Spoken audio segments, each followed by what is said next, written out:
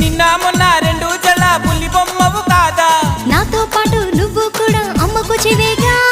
బయట వేసి వెయ్యంగానే వయ్యారం ఎందుకే భామ, కొంటి చూపులు ఎక్కువాయే విసమొచ్చినందుక. నడుము చిక్కెనే నడక మారెనే, ఇంత లోపల ఏమి జరిగనే. మొదటిసారిగా ఆడపిల్లను చూసినట్టుగా మైకం నీకు.